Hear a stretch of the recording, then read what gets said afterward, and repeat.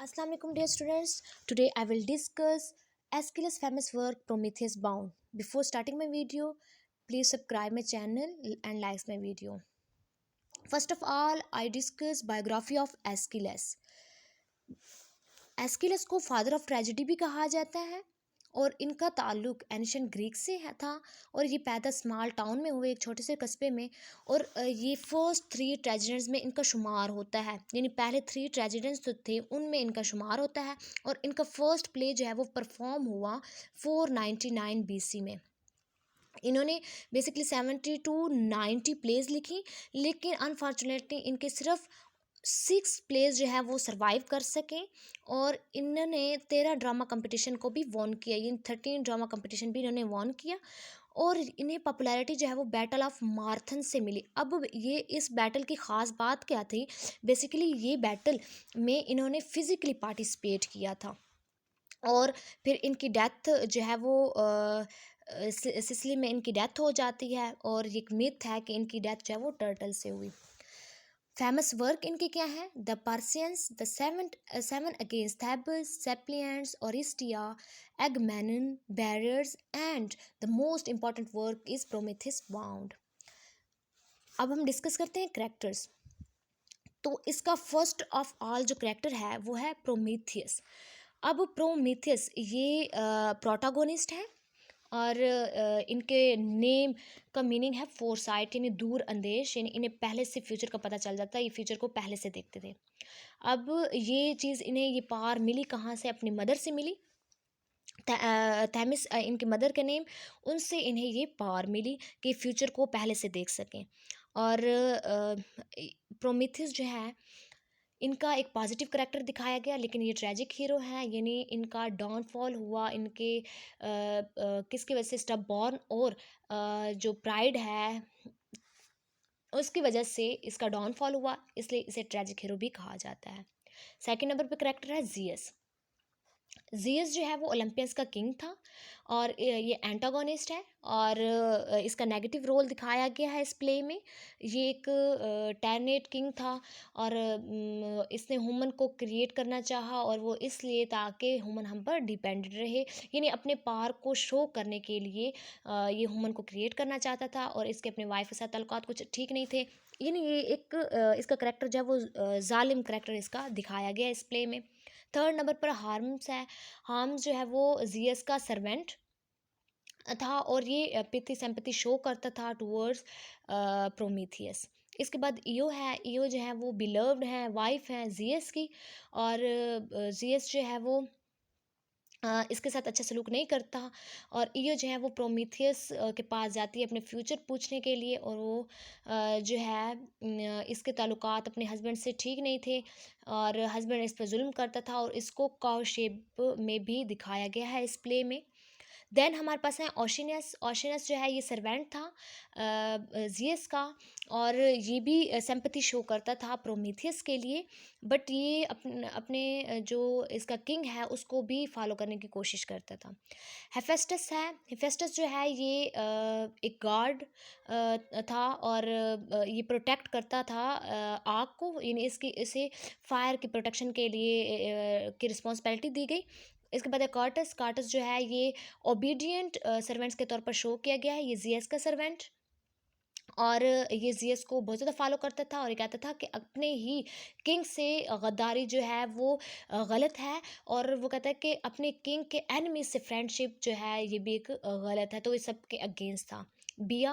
बिया जो है ये इनके नेम का मीनिंग है वियोलेंस और इन्हें साइलेंट कैरेक्टर के तौर पर लिया गया और ये भी अपने जो किंग हैं जियस हैं उसको बहुत ज़्यादा फॉलो करता था। देन हम डिस्कस करते हैं इसकी समरी। अब प्रोमेथियस बाउंड समरी जो है एस्किलस ने इसको लिखा और इसकी समरी स्टार्ट होती है टाइटन्स और ओलंपियंस के दरमियान वार से। अब टाइटन्स और ओलंपियंस, टाइटन्स का किंग क्रोनस था और ओलंपियंस का किंग जो है वो जियस। अब इसी में टाइटन्स का गॉड है प्रोमेथियस जिसके पास ये पावर है कि वो फ्यूचर को देख सके। वो अपने किंग जो क्रोनस है, सरदार क्रोनस है, उसको बताता है कि किस तरह हम ओलंपियन से डिफरेंट वे से वार जो है वो जीत सकते हैं। लेकिन जो किंग, वो अपने आप को वो किंग ही था, तो वो जो है इसको खातर में नहीं लाता था और इसकी किसी बात पर कोई कान नहीं धरता था। इस तरीके से प्रोमेथियस जो है बहुत ज़्यादा हर्ट हुआ और उसने टाइटन्स को छोड़कर ओलंपियंस में जाने का फ़ैसला किया। अभी अपने भाई एपिमेथियस को जो है वो कह रहा है कि हम जो है ओलंपियंस के साथ मिलकर टाइटन्स को हरा देते हैं। तो ये ऐसे ही करते हैं, दोनों भाई शामिल हो जाते हैं ओलंपियंस में। अभी इनके दरमियान फ़ाइट होती है टाइटन्स और ओलंपियंस के दरमियान, तो टाइटन्स हार जाते हैं और ओलंपियंस जीत जाते हैं। ओलंपियंस क्या करता है, टाइटन्स को एक हेल में फेंक देते हैं, आग में फेंक देते हैं। उस हेल का नाम क्या है, टार्टरस हेल। टार्टरस हेल में जो है टाइटन्स को फेंक देते हैं। अब ज़ीयस जो किंग था ओलंपियंस का, उसे इस दोनों भाइयों का वर्क, प्रोमेथियस और एपिमेथियस का वर्क बहुत अच्छा लगा। तो उन्होंने इस दोनों को रिस्पॉन्सिबिलिटी दी। एपिमेथियस को रिस्पॉन्सिबिलिटी मिली कि वो गॉड के गिफ्ट्स को तमाम क्रिएचर्स में डिस्ट्रीब्यूट करें। और जो उनके भाई प्रोमेथियस है, उससे कहा गया कि वो ह्यूमन क्रिएट करे। अब वो ह्यूमन को की क्रिएशन क्यों चाहता था, वो इसलिए चाहता था ताकि ह्यूमन हम पर डिपेंडेंट रहें और मैं उन पर अपना पावर शो करूं। लेकिन जो प्रोमीथियस है वो ऐसा नहीं सोचता था, वो कहता था कि नहीं, इंसान बने और इंसान इंडिपेंडेंट रहें, ह्यूमन इंडिपेंडेंट रहें। तो उसने इंसान को क्रिएट किया और उनको इंडिपेंडेंट रखने की कोशिश की, यानी उन्हें डिफरेंट स्किल्स सिखाए, जैसे कि आर्ट, एग्रीकल्चर, इस तरह के डिफरेंट स्किल जो है इंसानों को सिखाए। इस बात से जियस बहुत ज़्यादा गुस्से हो जाता है, क्योंकि वो तो चाहता था ह्यूमन हमारे जो है वो मोहताज रहें, हम पे डिपेंडेंट रहें। लेकिन प्रोमेथियस ऐसा नहीं चाहता था। उसके बाद प्रोमीथियस जो है वो एक ट्रिक प्ले करता है, किसके साथ, जियस के साथ। वो जियस को चेक करना चाहता है। तो वो कैसे चेक करता है, वो एक कैमल को ज़िबा करता है और एक कप में जो है वो मीट्स रखता है, ऊपर से फैट की लेयर दे देता है। दूसरे कप में वो क्या करता है, बॉन्स रखता है, ऊपर से फैट की लेयर मीट की लेयर दे देता है। अब जियस जो है उसे जो अपेरेंटली अच्छा लगा है कप, वो उसको पिक करता है। अब उसे कौन सा कप अच्छा लगा, जिस पर ऊपर मीट पड़ा है और नीचे बॉन्स है। तो उसे नहीं पता था ना कि इसके नीचे जो है वो बॉन्स है, ऊपर जस्ट मीट है। तो वो जब उठाता है, चेक करता है, बोन्स निकलते हैं, तो उसे इस बात से बहुत ज़्यादा गुस्सा आता है और वो प्रोमेथियस को पुनिश करने की कोशिश करता है। अब वो पुनिश किस तरह करता है, वो उस इंसानों से फायर ले लेता है। अब इंसानों से फायर ली, प्रोमेथियस इस बात से हर्ट हुआ कि इंसान फायर के बगैर क्या करेंगे। तो वो क्या करता है, फायर के प्रोटेक्शन के लिए उसने दो गार्ड्स रखे होते हैं जियस ने, हेफेस्टस और एथिना। तो वो वहाँ से बच बचा के जो है वो फायर लेके, आग लेकर आ जाते हैं। आ जाता है प्रोमीथियस इंसानों के पास और इंसान को आग दे देता है और इंसान इसको यूज़ करके अपना काम करते हैं।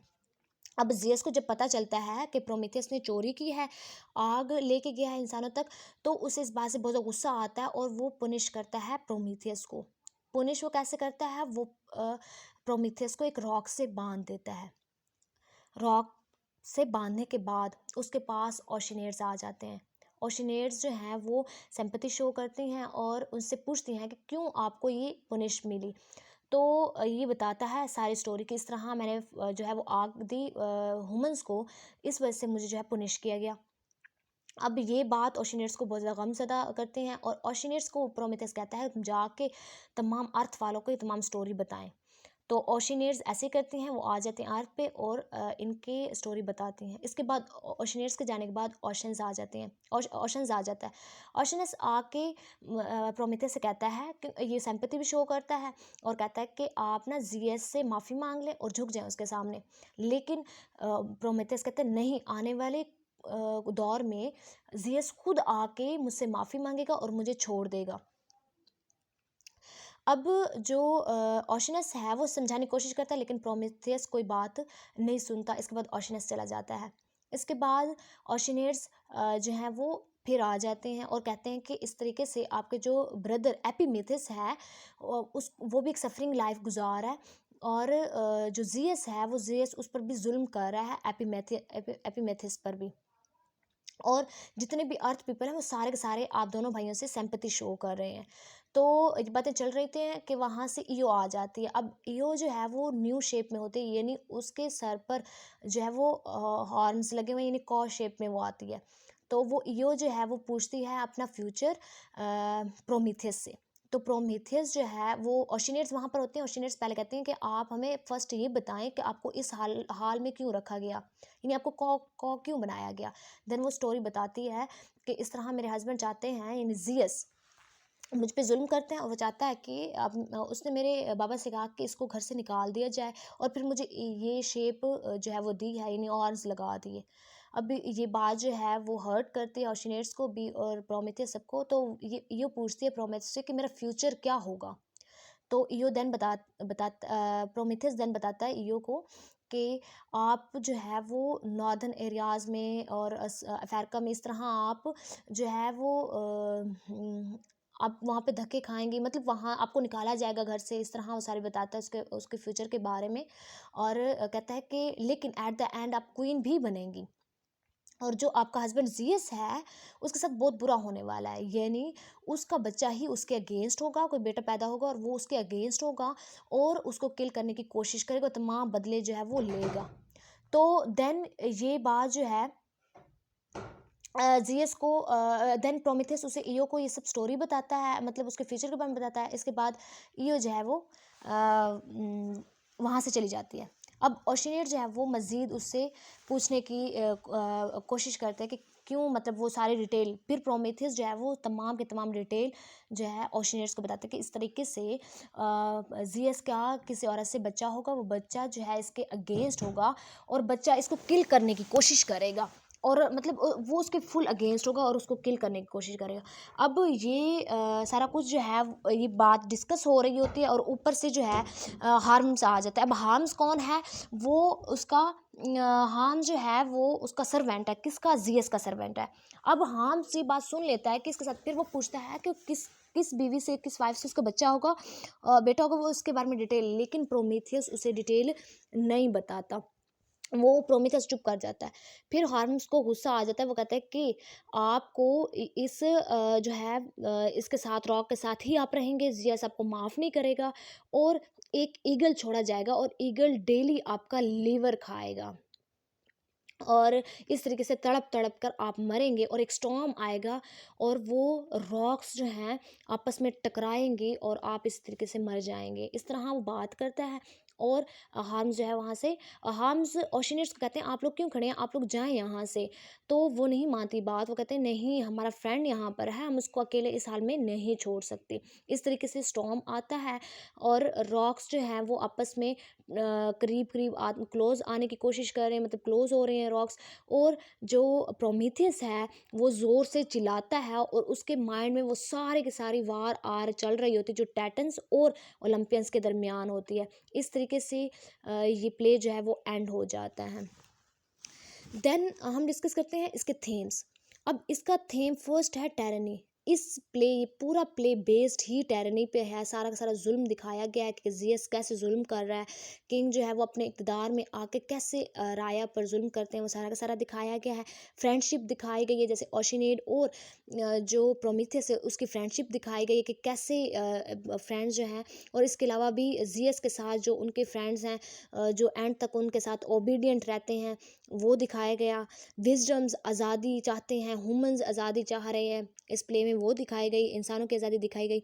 फोर्स, और जियस जो है वो फोर्स करता है अपने सर्वेंट्स को, सबको, मतलब सब पर अपना अपने पार जो है वो लागू करने की कोशिश कर रहा है, अपने असूल जो है, रूल्स जो है उसको लागू करने की कोशिश कर रहा है। वो दिखाया कि वार पूरी जो प्ले है वो बेस्ड ही वार पर है, स्टार्टिंग इसकी वार पे है, एंड भी वार पे हो रही है। तो ये सारा का सारा प्ले जो है वो वार पे बेस्ड करता है, ये इसका थीम है। और इसका इंपॉर्टेंट थीम एक प्राइड है कि किस तरीके से एक प्राइड, जैसे कि प्रोटागोनिस्ट है, वो अपने इस पर प्राइड करता है कि उसके पास फ्यूचर देखने के पार है, तो उसने प्राइड किया, और प्राइड की वजह से एट लास्ट वो एक ट्रेजेडी का शिकार हो जाता है। तो ये इसके मेजर थीम्स हैं। इसके अलावा सिंबलिज्म, टू मेजर सिंबलिज्म है फायर और टाइम। आई होप आपको आज का लेक्चर जो है वो समझ में आया होगा।